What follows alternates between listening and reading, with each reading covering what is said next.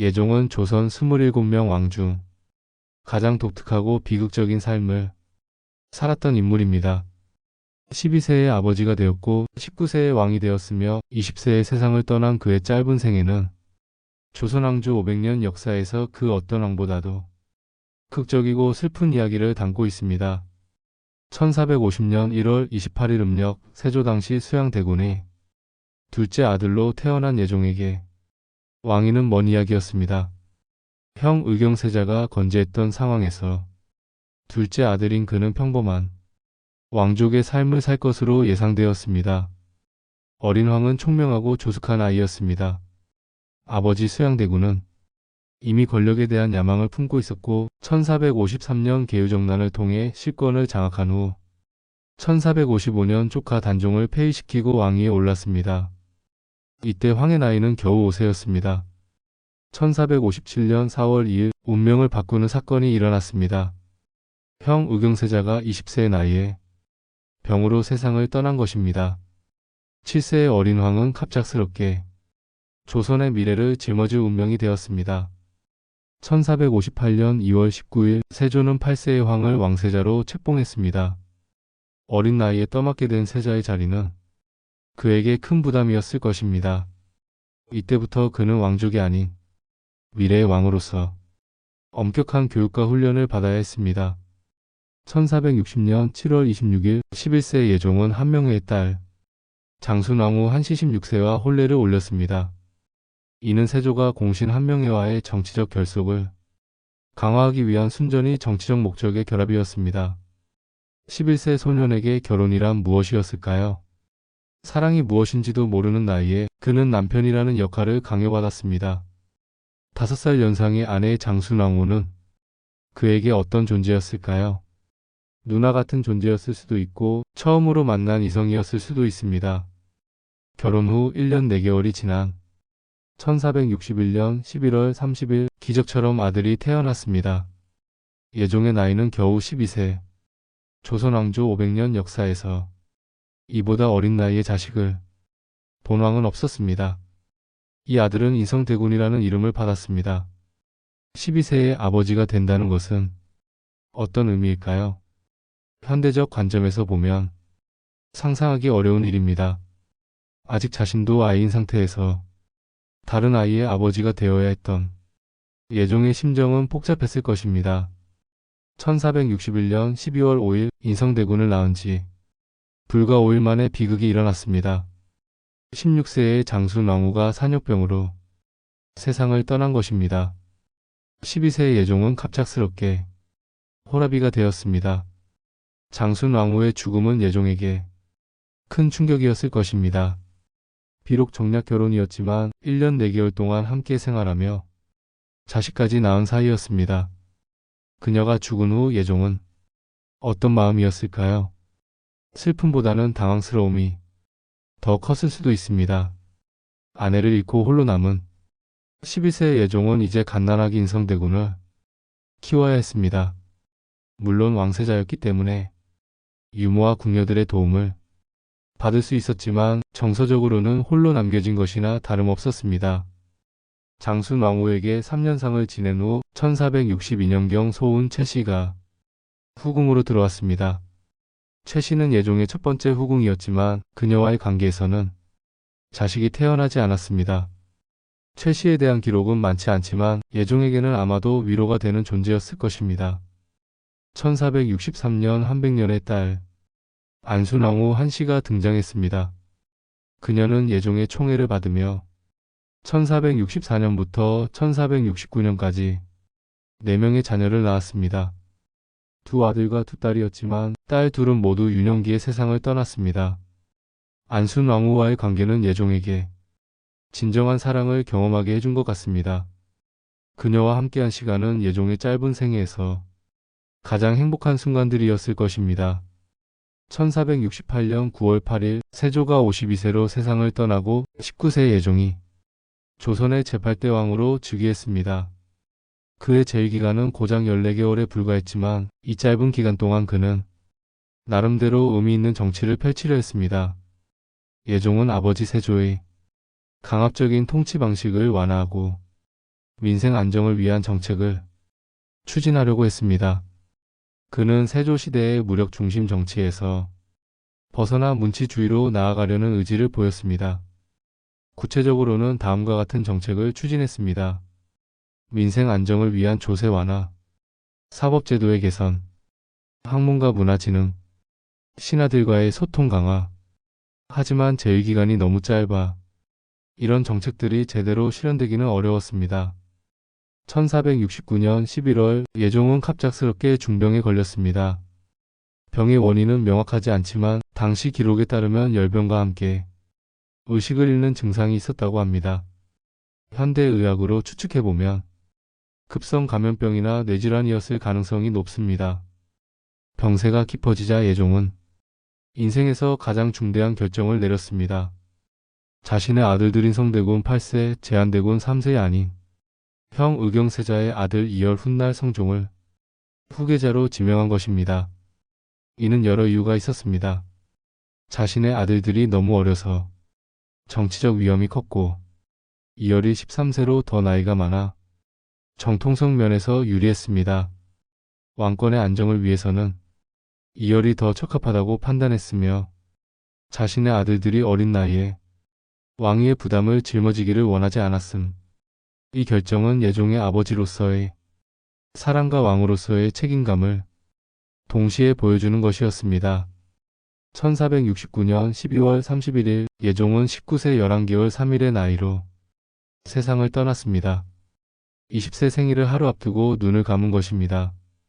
그의 마지막 말은 아들들을 잘 부탁한다였다고 전해집니다. 예종의 죽음 이후 민간에서는 흥미로운 소문이 돌았습니다. 세조가 단종을 죽이고 현덕 왕후의 무덤을 파헤쳤다. 그 죄업이 자식들에게 갔다. 형 의경세자는 20세에 죽고 예종 역시 20세에 요절했습니다. 민심은 이를 세조의 왕위 찬탈에 대한 인과응보로 해석했습니다. 이런 해석은 당시 민중들의 정서와 세조 정권에 대한 미묘한 비판 의식을 반영한 것이었습니다. 실제로 세조의 두 아들이 모두 20세에 죽은 것은 역사적으로 매우 특이한 일이었습니다. 이런 우연의 일치가 민간의 업보론을 더욱 신빙성 있게 만들었습니다. 예종의 장남 인성대군은 아버지가 죽을 때 8세였습니다.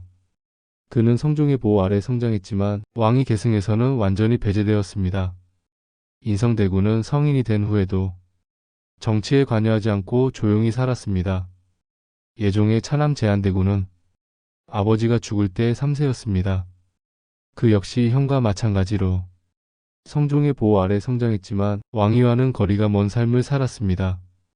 이렇게 예종의 혈통은 왕통에서 영원히 끊어지게 되었습니다. 예종의 후손들은 왕족으로서의 지위는 유지했지만 왕위에 오를 가능성은 완전히 사라졌습니다. 예종은 분명히 조숙한 소년이었습니다. 하지만 그 조숙함이 행복을 가져다 주지는 못했습니다. 어린 나이부터 과도한 책임을 짊어져야 했고 왕세자로서의 의무, 남편으로서의 역할, 아버지로서의 책임 그리고 왕으로서의 부담까지 모든 것이 그의 짧은 생애를 압박했습니다. 예종의 삶에서 진정한 사랑이 있었는지는 의문입니다. 사랑이 무엇인지 제대로 알기도 전에 남편이 되었고 아버지가 되었습니다. 첫 번째 아내 장순 왕후와는 정략 결혼이었지만 그녀의 죽음은 분명히 상처가 되었을 것입니다. 안순 왕후와의 관계에서는 진정한 사랑을 경험했을 가능성이 높습니다. 그녀와 함께한 시간이 예종에게는 가장 행복한 순간들이었을 것입니다. 예종은 6명의 자녀를 두었지만 그중 둘은 유년기에 세상을 떠났습니다. 자식을 낳기만 하면 보내야 했던 아버지의 심정은 고통스러웠을 것입니다. 더욱이 그는 자신의 아들들에게 왕위를 물려주지 못했습니다. 임종 직전 후계자를 촉하 이열로 정한 것은 아버지로서의 마지막 배려였을 것입니다. 자신의 아들들이 어린 나이에 왕위의 무거운 짐을 지기를 원하지 않았던 것 같습니다. 예종은 조선 역사에서 다소 잊혀진 왕입니다. 재위기간이 너무 짧았고 큰 업적을 남기지 못했기 때문입니다. 하지만 그의 존재는 여러 면에서 의미가 있습니다. 과도기적 역할 세조의 강압적 통치와 성종의 문치주의 사이의 교량 역할. 인간적 면모 조선 왕실의 인간적 고뇌와 갈등을 보여주는 상징. 정치적 안정 왕권의 안정적 계승을 위한 희생적 결단. 현대적 관점에서 예종을 바라보면 그는 희생양이었습니다. 세조의 정치적 야망의 희생양이었고 조선 사회의 가부장적 질서의 희생양이었습니다. 11세의 나이에 정략 결혼을 강요당하고 12세의 아버지가 되어야 했던 그의 경험은 현대적 기준으로는 아동학대에 해당합니다. 하지만 동시에 그는 주어진 상황에서 최선을 다한 인물이기도 했습니다.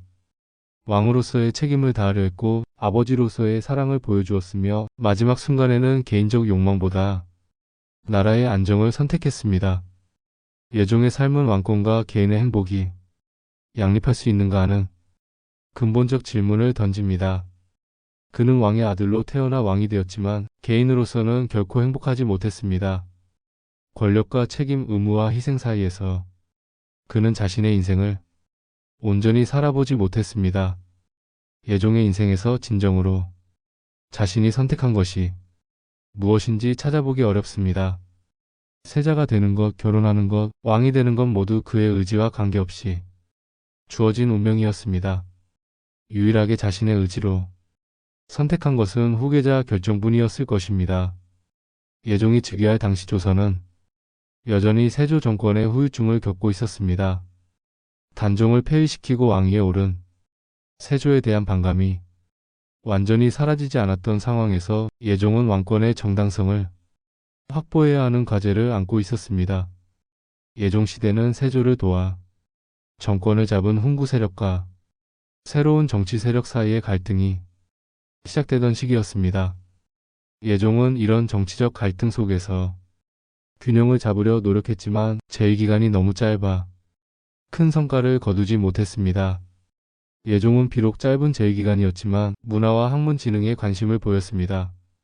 세조의 무력 중심 정치에서 벗어나 문치주의로 나아가려는 의지가 있었기 때문입니다. 예종의 이런 정책 의도는 성종 시대의 문화 황금기를 위한 토대가 되었습니다. 비록 예종 자신은 그 성과를 보지 못했지만 그의 정치 철학은 후대에 이어졌습니다. 예종의 삶은 현대인들에게 여러 교훈을 줍니다. 첫째, 권력과 지위가 반드시 행복을 보장하지는 않는다는 것입니다. 예종은 왕이었지만 행복하지 못했습니다. 둘째, 개인의 의지와 선택이 얼마나 중요한지를 보여줍니다. 예종은 대부분의 중요한 선택을 스스로 할 수 없었고 그 결과 불행한 삶을 살았습니다. 셋째, 시대를 초월한 인간의 보편적 감정을 보여줍니다. 사랑하고 상실하는 아픔, 자식을 잃는 슬픔, 책임의 무게감 등은 시대를 초월한 인간의 감정입니다. 넷째, 개인의 희생이 더 큰 선을 위해 필요할 때가 있다는 것을 보여줍니다. 예종의 후계자 선택은 개인적 욕망보다 국가의 안정을 선택한 것이었습니다. 예종의 장인 한명회는 세조의 최측근이었습니다. 예종과 한명회의 관계는 복잡했을 것입니다. 한명회는 예종의 장인이자 정치적 후견인이었지만 동시에 그를 정치적으로 이용하려 했을 수도 있습니다. 예종이 후계자로 지명한 성종은 그의 조카였습니다. 성종은 예종의 선택에 감사하며 예종의 아들들을 보호했습니다. 이는 왕실 내에서 보기 드문 아름다운 관계였습니다. 예종의 후계자 선택은 조선 왕실에서 새로운 계승 모델을 제시했습니다. 혈통보다 능력과 척합성을 중시한 것이었습니다. 예종의 정치 철학과 정책 의도는 성종 시대의 문화 황금기를 위한 토대가 되었습니다. 비록 예종 자신은 그 성과를 보지 못했지만 그의 영향은 후대에 계속되었습니다. 예종은 진정복이 없던 왕이었습니다. 아내복도, 자식복도, 수명복도, 후손복도 없었습니다. 하지만 그 모든 불행 속에서도 그는 최선을 다해 자신의 역할을 수행하려고 했습니다. 어쩌면 예종은 조선 왕조, 그 어떤 임금보다도 인간적인 고통을 겪은 왕이었을 것입니다. 그의 삶은 왕실의 화려함 뒤에 숨겨진 인간적 고통을 드러내는 거울과 같았습니다. 20년도 안 되는 짧은 생애 동안 결혼과 출산, 사별과 재혼, 권력과 책임 그리고 마지막에는 죽음까지 모든 것을 경험한 예종. 그의 이야기는 500년이 넘는 시간이 흘렀지만 여전히 우리의 마음에 깊은 울림을 남깁니다. 예종의 생애는 우리에게 묻습니다. 진정한 행복이란 무엇인가? 개인의 행복과 사회적 책임은 어떻게 조화를 이룰 수 있는가? 권력과 지위가 인간에게 주는 것은 무엇인가? 왕이었지만 복은 없었던 예종의 짧고도 강렬했던 삶이 오늘을 살아가는 우리에게 작은 위로와 성찰의 기회가 되기를 바랍니다.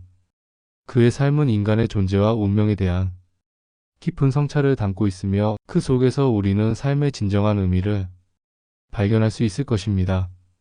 예종의 이야기는 끝났지만 그가 남긴 질문들은 여전히 우리 앞에 남아 있습니다. 그의 삶을 통해 우리는 인간의 운명과 선택, 희생과 사랑, 그리고 죽음에 대해 더 깊이 생각해 볼 수 있을 것입니다.